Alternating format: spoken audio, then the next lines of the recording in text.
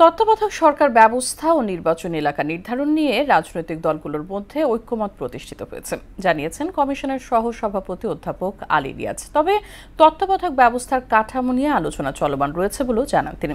কমিশনের বৈঠক শেষে বিকেলে তিনি জানান, চলতি মাসেই জুলাই ঘোষণাপত্র তৈরি করা সম্ভব হতে পারে। আরও জানাচ্ছেন ওবায়দুল হক মারুফ। সকল গণতান্ত্রিক আন্দোলন সংগ্রামে ফরেন সার্ভিস একাডেমিতে সংস্কার নিয়ে বিভিন্ন রাজনৈতিক দলের সঙ্গে জাতীয় ঐকমত্য কমিশনের দ্বিতীয় দফার ৮ম দিনের এ বৈঠক। আলোচনা শেষে রাজনৈতিক দলগুলো তাদের প্রস্তাবিত সুপারিশসমূহ তুলে ধরেন গণমাধ্যমের সামনে।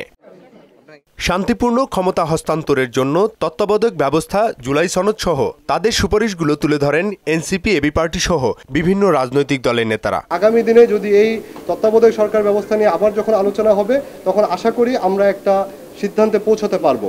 আমরা অন্তত ৬টা বিষয়ে যদি একমত হতে না পারি, রাজনৈতিক দল হিসাবে, জাতি হিসাবে, এটা আমাদের জন্য দুর্ভাগ্যজনক। তত্ত্বাবধায়ক ব্যবস্থার রূপরেখা, সংস্কার প্রস্তাবে নিজেদের সুপারিশসমূহ তুলে ধরেন জামায়াত নেতা আব্দুল্লাহ মোহাম্মদ তাহের। ১৯৮২ সালেই আমাদের তৎকালীন ভারপ্রাপ্ত আমির জনাব আব্বাস আলী খান সাহেব সাংবাদিক সম্মেলন করে এই তত্ত্বাবধায়ক সিস্টেমের কথা প্রপোজ করেছিলেন। আমরা ঐকমত হয়েছি একটা বিষয়ে, যেটা ডিলিমিটেশনের ব্যাপারে আমরা বলেছিলাম, আর এখানে তত্ত্বাবধায়ক আবার ফিরে আসবে এটা ব্যাপারে আমরা সব একমত হয়েছি। তত্ত্বাবধায়ক ব্যবস্থা, নির্বাচনী এলাকার সীমানা সহ সংস্কার ও জাতীয় ঐক্য ইস্যুতে বিএনপির অবস্থান জানান সালাহউদ্দিন আহমেদ। কোনো বিষয়ে যাতে আমাদেরকে এইরকম অবস্থায় না যেতে হয় যে জাতীয় ঐক্যমতের ক্ষেত্রে আমরা যেন সমস্ত বিষয়ে একমত হতে না পারলেও ম্যাক্সিমাম বিষয়ে, মেজর ইস্যুসগুলোতে যাতে আমরা একমত হতে পারি, সেই বিষয়ে যেন আমরা যাই। ১৩১টা সুপারিশ যেটা দিয়েছিল এই সংস্কার কমিশন, সংবিধান সংক্রান্ত সংস্কার কমিশন, সেখানে আমরা লিখিতভাবে প্রত্যেকটা দফাওয়ারই জবাব দিয়েছি, মতামত দিয়েছি, আলোচনা করেছি, একমত হয়েছি।